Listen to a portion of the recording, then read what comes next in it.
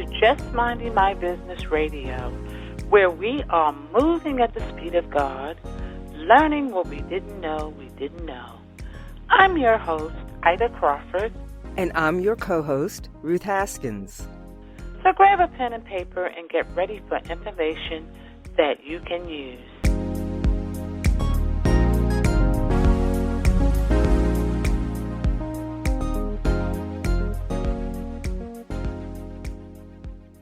Welcome to Just Minding My Business Media with your executive producers, Ida Crawford and Ruth Haskins. We hope you have found beauty and joy in this day. Thank you for joining us. Today we have coming to the mic Liza Lomax. Liza Lomax is a body image coach. She helps women who have yo-yoed with their weight, who have tried every diet fad and are still not happy with their reflection in the mirror. Help them heal their relationship with food and their bodies. She also helps them eliminate their negative self-talk, head trash, so they feel beautiful and confident. Welcome, Liza. We're so glad you're here with us. We need a body image coach. Yes, we do. 23 to 24 million women need it. Everybody needs one. Thank you so much for having me. Yes, welcome. And I like that term, yo-yo. Yes. That's what it's like for many of us.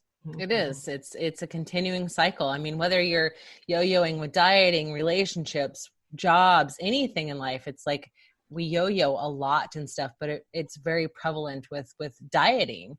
We go to one diet, one isn't working, we go to another and another and another. And we gain and lose those 10, 5, 10, 30, 20 pounds back and forth. And sometimes we gain more and sometimes it's a continuing cycle. So yes, absolutely. So how did you get on this road? Oh goodness. How long do you got? No. Really my journey, if I can tell my story, my journey started from a very young age. And that's usually where that not good enough story happens. When we're told as children, we have to look a certain way and dress a certain way and act a certain way and be a certain way. And when we're not those ways, we try to fix them. As kids, we try to fix them and then we fix them. And then they get worse and worse and worse. And we become adults where we're completely messed up in the heads. I mean, especially women, we're told that we constantly compare ourselves to other people. We constantly look at other things and think, oh, I can't do this because that person's much better than I am, or I can't be like this because this person's much better than that. And it's this continuing cycle over and over again. So when I was younger, I suffered from 2 EDs. So I had anorexia and I had overeating, binge eating. Mm-hmm. And I came from a family that was very mentally, physically, emotionally abusive. I was basically the pseudo parent in the relationship. My mother suffers from mental illness and my stepdad was gone a lot. And so I basically took care of my 3 other siblings growing up and really learned to take care of everybody else and never take care of myself, and was wrapped up in just a lot of other things. Like I said, I would starve myself. And then by the time I was 26, I literally went from one end of the spectrum to the other. By the time I was 26, I was 300 pounds. Wow. And the doctor told me that if I didn't lose weight, I was going to die. And I had a bunch of underlying health issues. I was borderline diabetic. I had high cholesterol, high blood pressure. I was very severely depressed, had a lot of anxiety. And at the time I had a 2-year-old. And so I'm like, wow, okay, well, I want to live to see my son grow older. So I'll lose the weight for him. Again, turning to something else, as growing up, I was that caregiver. I was that doormat. I was that people pleaser. I was that giver of everything else to everybody else, but never to myself. And so here I am, 26. I'm like, okay, I want to lose weight. I ended up losing 105 pounds in 13 months. So I basically lost a whole person. Yes. However, I didn't change my mindset. And that's where that yo-yo dieting came in. So I went right back to the same old eating habits, the same old patterns, only they got maybe 100, I would say 100 times worse. So 5 years later, I hit another rock bottom where I'm like, basically, another second chance, being like, I could possibly die. I was addicted to diet pills. I was a heavy drinker. I did things in my body nobody should ever, ever do to themselves. I put myself in situations that shouldn't have been in there. It shouldn't have been in those situations.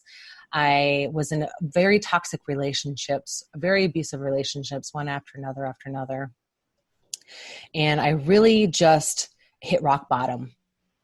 And, I tell people, I'm like, whether you believe in God, higher source, higher power, I really believe that God was telling me that I needed to change and something had to give, or else I wasn't going to be here anymore.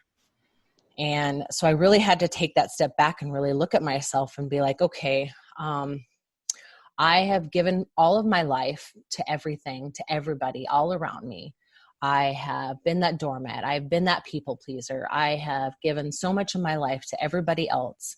And I've never learned to love myself. I've never learned to take care of myself. I take care of everybody else. And so basically I was like, okay, is that what this game of life entails? Is we have to learn how to love ourselves. We have to learn how to take care of ourselves before we can take care of anybody else. Well, that's right. I mean, we have to be able to learn how to take care of ourselves, to love ourselves, to, in order to love other people around us. It always comes with us first. Everything that we need is internal, is right in here, is right inside of us. And all the answers are there.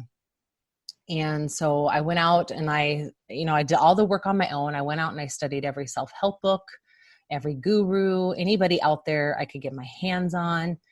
And, in the process, I went and got, I got certifications in a bunch of different things, NLP, holistic nutrition, personal training, life coaching. I knew I needed all these tools in my tool belt because at that time I knew that my mission in this world was to help other women love themselves. But I had to learn how to love myself first before that mission was presented to me. Mm-hmm. And I really believe, God saying, this is your mission. This is what you need to do, but you need to do this first. You need to do the work first. Because once you do the work first, then you can show others how to do that work. And I was like, okay, this is huge. This is big because we know as women, we are so critical of ourselves. We are so hard on ourselves. We are our worst critics and our worst enemies, our biggest critics and our worst enemies. And I knew that it was an epidemic. Like I knew that there were other women out there that struggled the same, that had the same story, similar stories, similar struggles, similar pitfalls, knew that there were other people out there that needed my help. And I knew that at that point that my mission was like, okay, I've learned to love myself. Now I need to teach women how to do the same thing. Mm-hmm. So in the process, I created my program, which derives from my own personal experiences, where we go into really learning the mindset. That's where it changes, is you have to have the right mindset first prior to going into anything. I learned that from yo-yoing so many times. It's like, well, I'm not changing my mindset prior to going into this. So okay, we need to work on this brain first. We need to rewire. We need to reframe those limiting beliefs, those behaviors, those habits, that a lot of us have created when we were kids. Yes. And retrain our brain and retrain those habits and create new habits. So going forward, you're not 70, 80, 90 years old and still worrying about what you look like in the mirror. Mm-hmm. And so really helping women go from that self-loathing to self-loving and showing them that it's not selfish, it's self-preservation. We have to take care of ourselves first. We have to put that oxygen mask on ourselves first in life before anything else. And once we learn that, once we can get through that, then we have that long-term sustainable lifestyle that we've craved, that we've wanted, that we've desired, instead of finding all these other unhealthy, emotional mechanisms, unhealthy coping mechanisms in life, finding more healthy ones. So really my program is mostly, we really dive into the mindset, and then the diet and the nutrition and the exercise comes last. With the dieting and the exercise, with the dieting specifically, it's, I don't look at dieting as diet, because what's the first three letters in diet is die, So it's like, I don't like the D word, So really finding a way to, have a long-term sustainable lifestyle going forward. So finding what works for you. Everybody's body is different.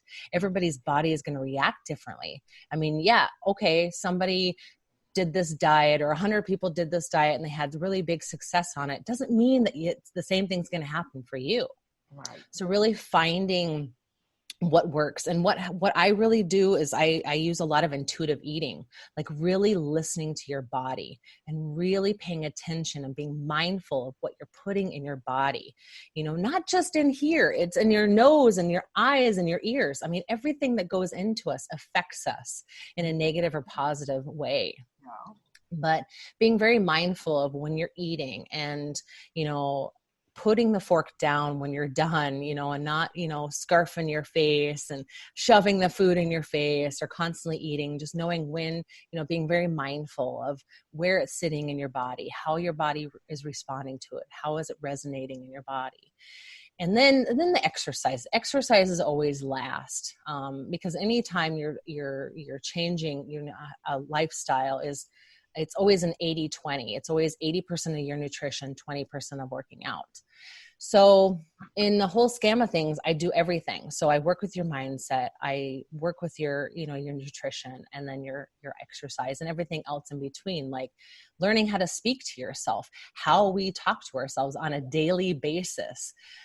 When we say negative things to ourselves, especially if we're saying, I am disgusting, unhappy, sad, gross, fat, if we say all these negative words to us, our subconscious actually believes it to be true. Mm-hmm. So anything our conscious mind tells us, our subconscious believes it to be true. So the next time you go out and you get a compliment from somebody, a simple compliment, oh, that's a great dress, your subconscious is going to say, no, remember, you told us that you're ugly, fat, and disgusting. So we're going to remind you of that. So when somebody's paying you a compliment, you're going to be like, oh no, this dress, it's so ugly. It's just too tight. Oh, it's faded. I've had it for a really long time. It doesn't fit right. And you find all these excuses not to accept that compliment. Yes. And just accept the compliment. Right. Thank you. And I've seen people do that. Seen people do that.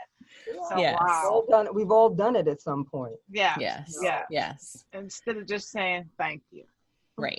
Yeah. Right. So being very mindful of, how you talk to yourself on a daily basis, because it does, when you put that negative energy out there, it gives everybody else the right outside of your circle to say the same thing back to you, to treat you with the same disrespect that you're treating yourself with.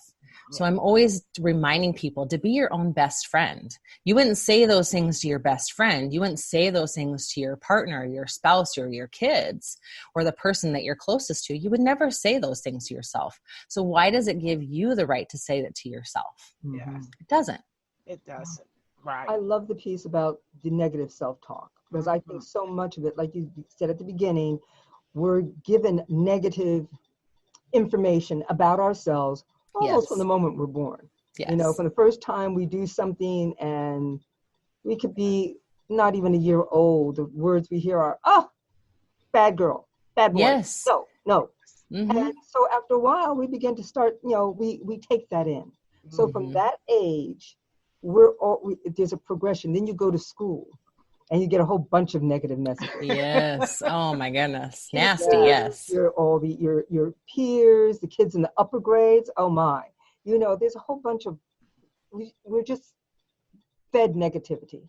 Mm-hmm. By the time we get to be a teenager, we're pretty much used to having a negative mindset about ourselves. Right. And without anybody to tell us, that's simply not true. There's something really good in you. But by that time, this is the thing that I want to get to. It's so encased, it's almost in concrete Yes. It takes someone like you to help people chip away at the concrete. Mm-hmm. You know, have you ever heard the story about the Buddha? And I'll probably get this messed up. Somebody out there is going to hear this. But there was a monastery, and they had a Buddha that had been out there for years, and they were getting ready to renovate the monastery. So after like hundreds of years, they got ready to move this Buddha to a safer place. But when they put it out there, it started to rain. So they covered it up with a tarp. So, you know, we're talking modern times. And one of the monks late at night, when he heard the rain and the thunder, was concerned about the Buddha. So he went out there to just make sure it was okay. And when he went out, the rain had evidently softened a crack. And when he went to touch it, that piece of concrete, because it was a concrete Buddha, fell away. And when he looked inside, he could see gold. And when they finally got all that concrete and stone off, it was a huge, huge Buddha of solid gold. Yep. You know, so it's sort of that kind of thing that we need people like you to help us to find the gold in ourselves. Because we've learned how to embrace the concrete. We just don't see the gold. Right. Yeah. Beautiful analogy. Yes, that's exactly what it is. It's just chipping away at all that toxic stuff, that negative head trash, that toxicity that we have around us. And it's just not in us. It's just the toxicity we have around us in life too. You know, the people, places, and things I say are just, you really have to analyze, like, who do I have in my space that's a complete disservice to me? Who do I have around me that is negative, is, you know, every time I get around them, I feel like I'm just drained my energy, you know, or who do I have in my space that's loving and supportive and compassionate? Those are the people you want around you. You know, and then the places, where do you go? The places that you go and you seek out, are they negative energy? Are you, having, is it really just, you don't want to be around there, but yet you still do it because, you're habitual. It's habitual. You just go there, or the things that we have, down to the music and the books we read and the TV programs and anything, is it really serving you at all? is it complete disservice to you? Yes. So being very mindful of all that toxicity around you. Once you get rid of that stuff too, that opens up a whole new light as well. Oh yes, and you feel so freed. Yes, it's like the freedom happens when you decide that you're going to change this. It's like in that moment, it's like you just feel all this weight coming down, even though you got a ton of more work to do. The work is just starting. Yeah, right. But the thing of it is, once you make that decision, it's like you start to see things that support the decision. Yes. And you recognize.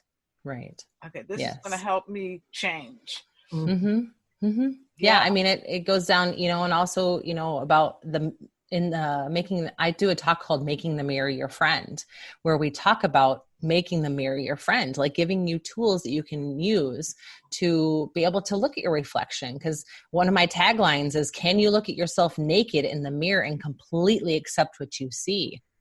Most women cannot do that. I know, you're waving your hands like, no way. Most women cannot. And it's like, no, I want, to be able to look at yourself in the mirror and not nitpick at every single little imperfection. We look at everything that's negative, to look at the positive. The first time I saw myself, and I say the first time I saw myself because I suffer from body dysmorphia, which, if you're not familiar with that, it's, when you actually see a distortion of yourself in the mirror. You don't actually see a reflection of you. Okay. And when I went through my transformation and I looked at myself in the mirror, I literally had to ask somebody standing next to me who that person was, because I didn't believe it was me. And so when I saw, I was like, wow, I'm like, look how far I've come. I'm beautiful, to be able to say that. And I've had clients who have detested themselves taking photographs or being in video, or also the mirror, and have had this huge turnaround where they're still sending me pictures to this day with captions of, look how beautiful I am, with these women that have detested themselves having their pictures taken.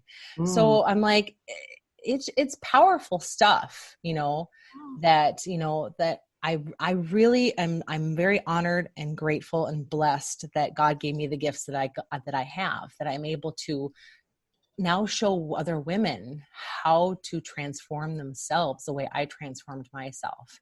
And to give them those tools is just, I'm honored to have and blessed to be that person. Yes, to be that vessel. And we can feel it because sure. Can you give us a little tidbit, maybe one simple before the mirror tidbit for our listening audience? Yes. I'm asking. Yes. I need it myself. Be honest here. Well, during my talk, I do have a couple little tools that I do give. And I always do a challenge. I always challenge you. Okay, I give you 2 weeks, and I want you to do. One thing that we don't do enough of, okay, we do it for every single person around us. We have no problem saying it to our spouse, to our kids, to family members, to anybody else, but we have the hardest time saying it to ourselves. It's 3 little words. I love you. Why is it so hard for us to say that to ourselves? Because we've been programmed not to do that. We've been told not to be that way. We're told to be givers. So my challenge is go to the mirror every single morning for 2 weeks. First thing you do when you go to the mirror is look at yourself in the mirror and say, I love you.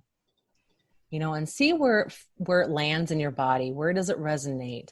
Do you have emotions coming up? Are you feeling some disdainment? Are you feeling anger? Are you feeling sad? Are you feeling happy? Do you want to laugh? Any of the emotions that you're feeling, make sure you bring them to the surface, because that's one thing that we learn when we're kids is to push down our emotions. Wow. So make sure you're bringing those emotions up. It's okay to feel those emotions. Emotions give us strength. They are never weaknesses. So feeling them and really sitting in them and letting them just flow, and then releasing them, letting them go. We have to feel those emotions. So go to the mirror, say, I love you, see how it feels, do it for 2 weeks, and then come back to me and tell me how it went, because I would love to have some feedback. Okay, I will do that. It's very simple. It's a very simple thing. I love you. Why is it so hard? Yes. Yes. And that's because not to love yourselves. Yeah, and people make it's like you're being what is it? Selfish. Yeah, selfish. Yes. Or prideful. Yeah. You don't have the right to say that. What do you mean you love yourself? Aren't you? That's selfish. It's prideful. And actually, that's what we're told. Right. Even as a child, you can, if you really think back, you can think about somebody in your family. Sometimes it was a grandmother who, very church-going self, would remind you to get out of the mirror because you weren't all of that, pretty much. Right. Yes. But see, that's how she was taught. That's what she learned, and so on and so forth. So we can't blame our parents or our parents' parents or our parents before that, because that's how they were raised. Right. And that's what they were told. And it starts with us. If we want to break that cycle, then we break that cycle so it doesn't continue on. Because I have seen toddlers get on scales and say, Mommy, I'm fat. Oh, wow. That is very scary. I have seen that. Wow. And it just is like, okay, we need to have a come to Jesus talk with the mom. Like, why, you're saying these things, you're affecting your child. And then she's going to grow up and have maybe girls and boys. It's more prevalent in women with body image issues, but there are men that have the same issue too, so, but you're still affecting that, and you're ingraining that seed into them. And so they're going to grow up and be like, okay, I have to get on the scale. I have to weigh a certain weight. I have to restrict my food. It's this continuing cycle. So until you break that, nothing's going to change. Right. Remember a few years ago, I don't know if it's still going on, and I can't even remember the whole idea of it, but there were all these little child models or something. Remember that? Yeah. I remember being horrified by it. Mm-hmm. I said, oh, you've got some messed up people. When they grow up, Mm-hmm. I don't care what you do, because it was all about making them so beautiful, and the competition amongst 4 and 5 years old about being Yes. beautiful, more beautiful than the other one. I was like, ah. And then you'd see them, behind the scenes, and these kids would be hysterical. Yeah. They would be throwing temper tantrums. They were Mm-hmm. totally out of control. So it's that insidious. And it's not just the children. Just think of all the magazines. Yes. Yes. All the adult magazines. Yes. Well, I know I grew up with them. Yep. That told you that you are not beautiful unless you look like that. Yes. Unless you look like that. Yep. And I know one of the best stories that came out, and it's been years ago, was that all those magazine covers were photoshopped. Yes, they were. Yeah. And it was like, oh, good. And then sometimes you'll catch them, and you'll see these people who are supposed to be gorgeous without that makeup. They're not so gorgeous. Like, Nope.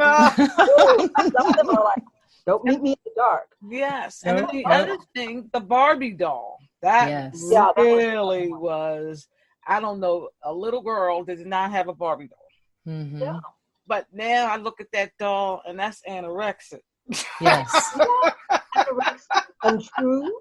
We don't have Barbie doll houses, and No. And Ken, sometimes just right. But right. as a little girl, you are. I mean, because I had all kinds of Barbies. Really? I Okay. had Barbies. I had Ken. And you look at these things, and then as an African American woman, when I was coming up, Barbies were white. There was no African American Barbie. Big negative. Yes. I mean, now they have them, but then it wasn't like that. Mm-mm. Well, that goes along with Toni Morrison's The Bluest Eye. I don't know if you've ever read that book. And Whoopi Goldberg did a piece along that same line about the fact of images that were given as children for a lot of Black African American children. It was the Barbie image of having long flowing hair. If you ever catch that, that's good fodder for you, for what you do, because it talks about this little girl, and it was a stage show that Whoopi did. Okay. And it was all about the blonde hair, and she put up on a pillowcase or something, pretend she had long blonde flowing hair. I think I might have seen that. It's been a while, but I think I might have seen that. Yeah, it's very powerful. Early in her career. Yes. And it's fabulous, and it goes along with that. And, it's not just, like you said, it's not just about African Americans. I look at, Asian children and teenagers who started dyeing their hair blonde.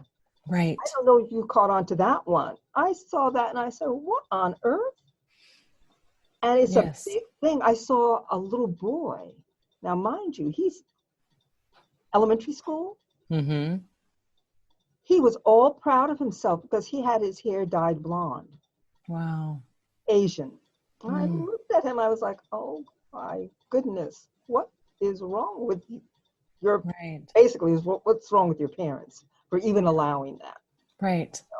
I mean, there's so often we're programmed to believe these things. We're programmed to, we have to look a certain way and we have to be a certain way. And it happens in all cultures. Yeah. And it's just, it's this epidemic, that just irks me. It just makes me just, very sad and very angry at the same time that we have, at a very young age, it's like girls are told they have to wear pink or they have to wear these colors, and boys are told they have to wear these colors. And we're told all these things, and it messes us up. Yes, and, it does.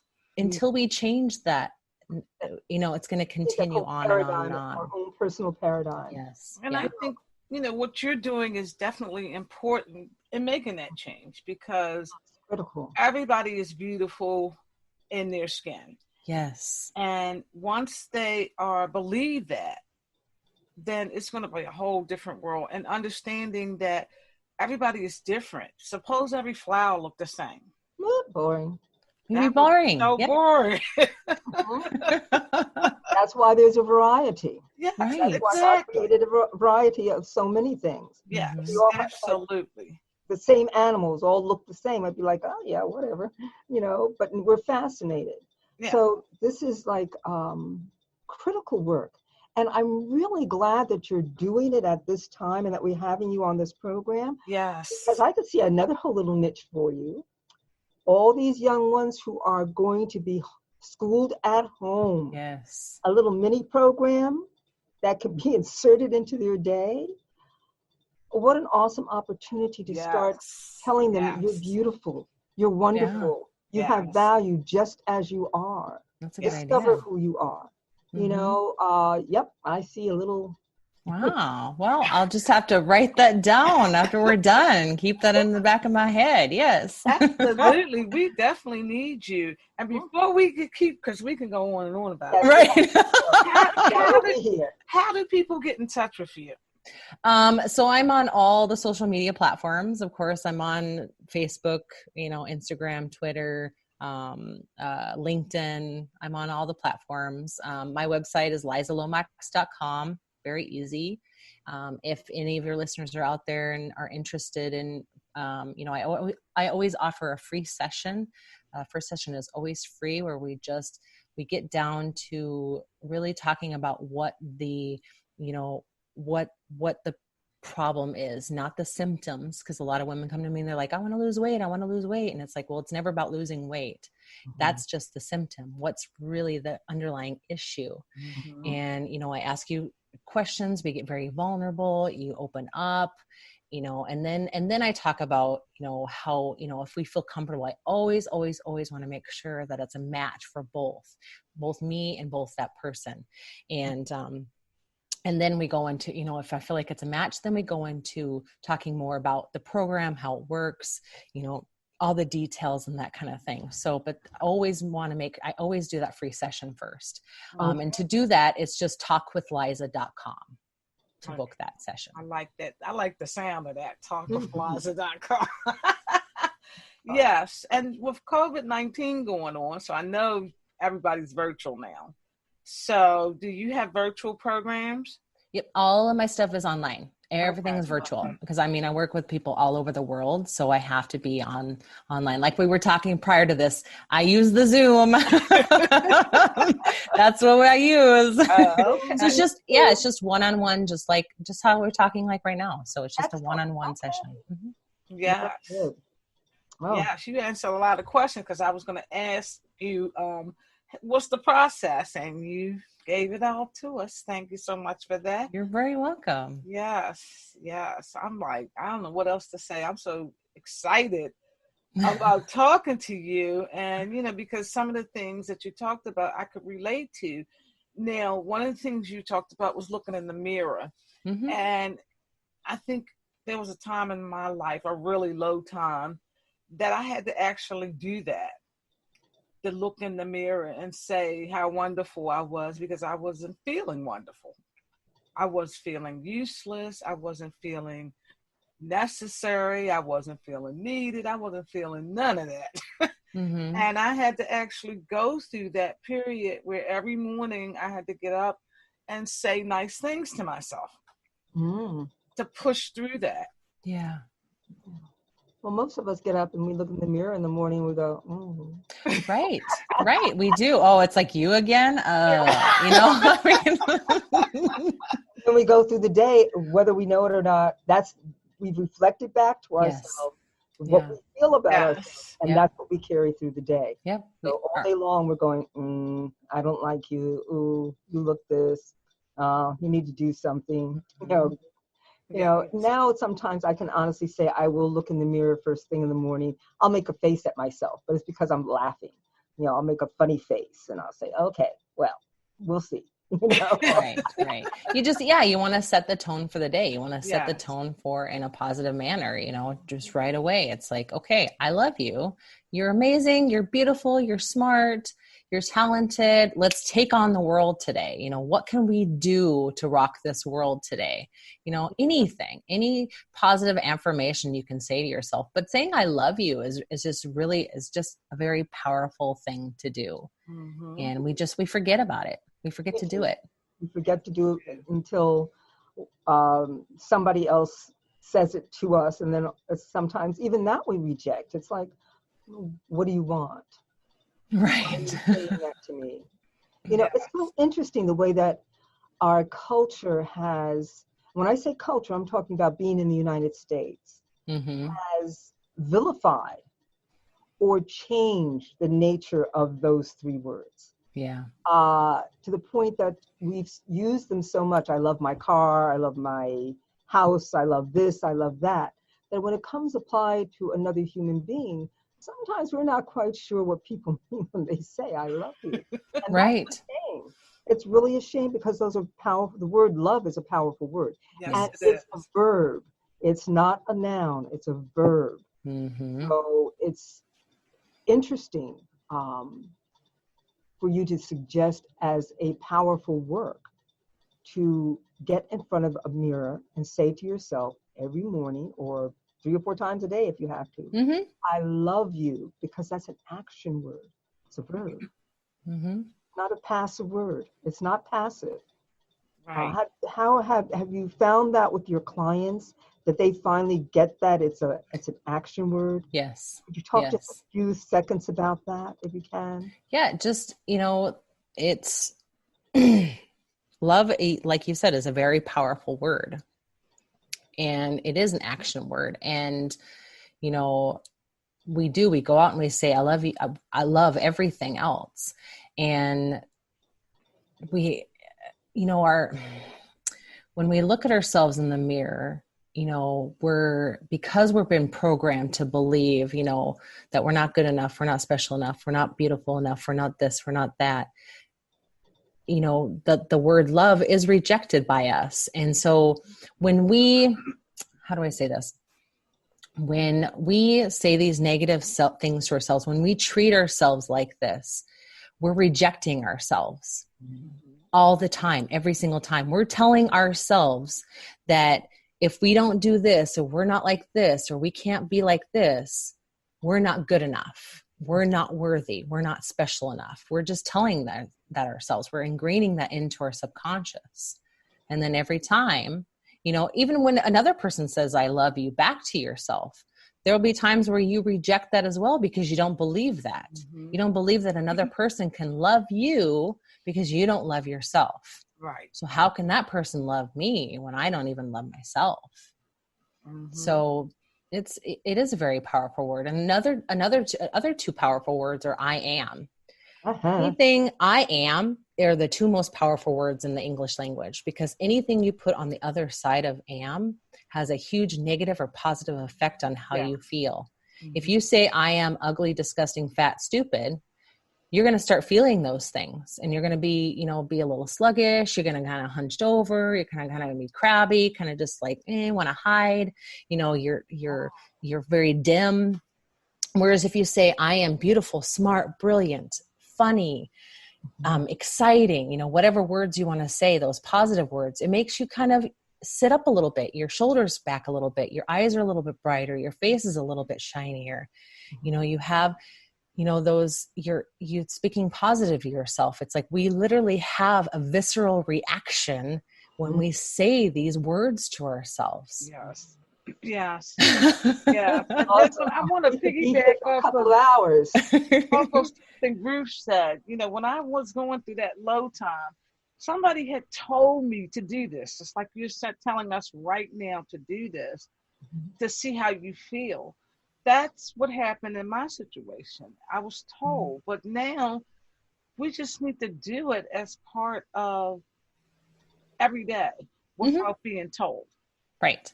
Without being told. And I think you're right. Most people don't do that. Especially it's a habit. COVID-19, where everybody's stuck in the house and you're really not running around as much. So you have plenty of time to pass the mirror. Right. Yes. You have no excuse why you can't do that. Just go on over to the mirror and stand there ready to say it.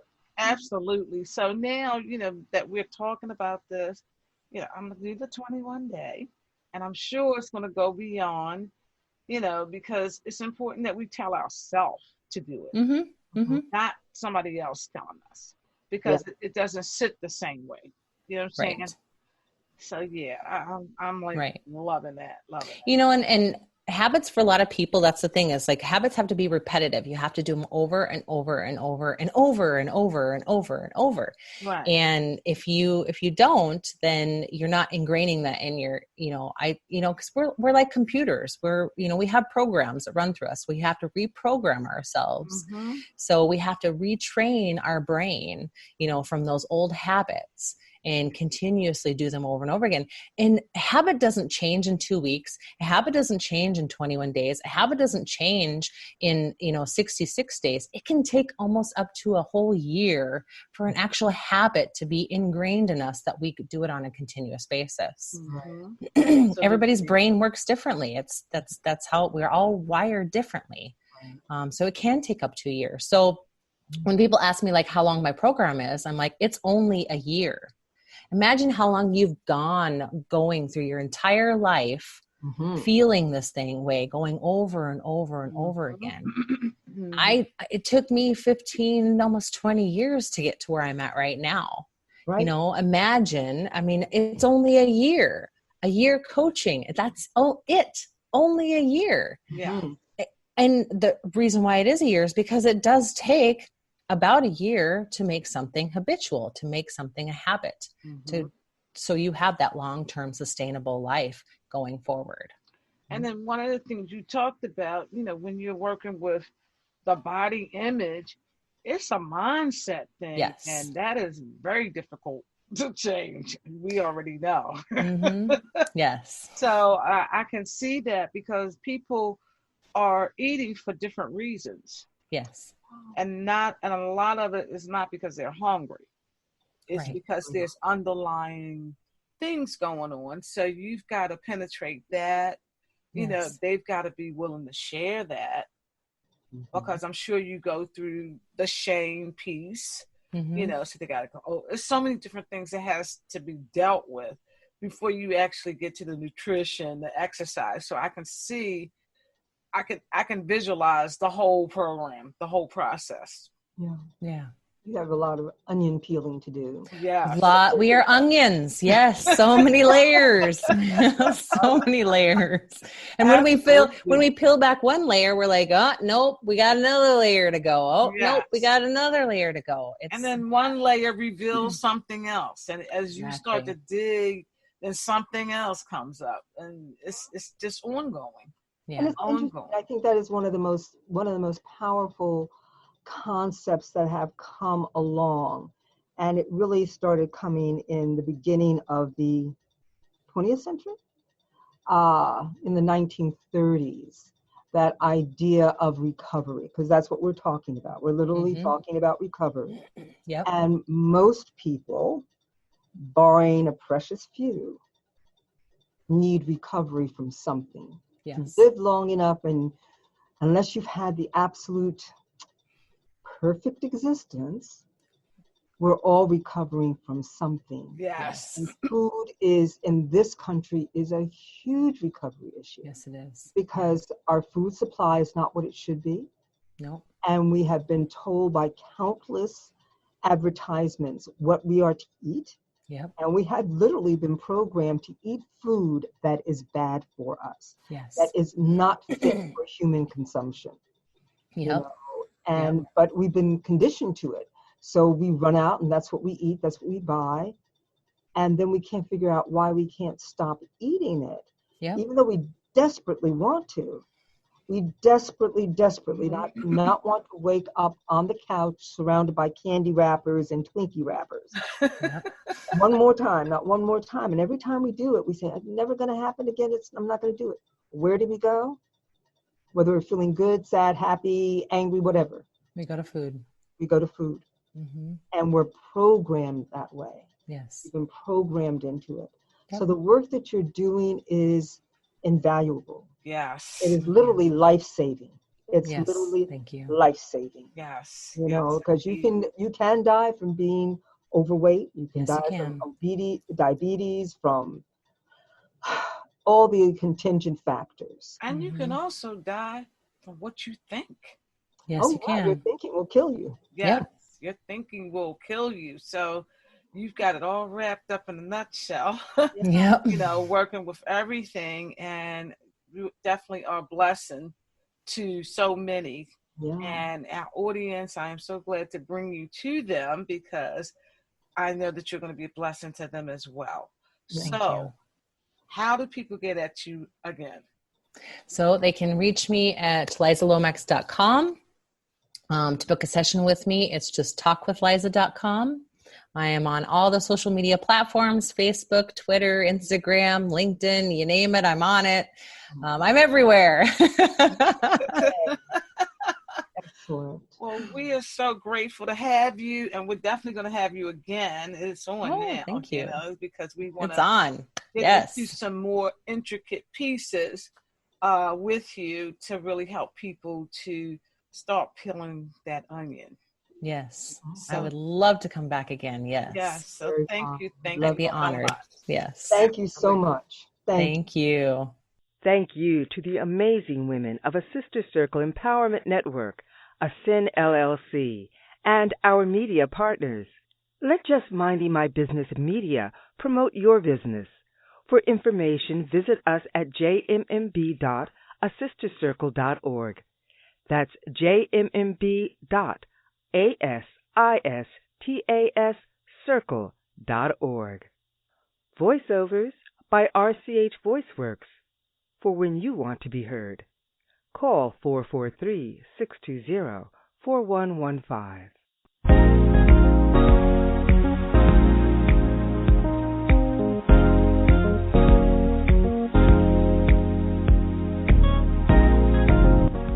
Thank you for tuning in to Just Minding My Business Radio. I'm your host, Ida Crawford. And I'm your co-host, Ruth Haskins. We hope you enjoyed the show and appreciate you stopping by. Many blessings to you and yours.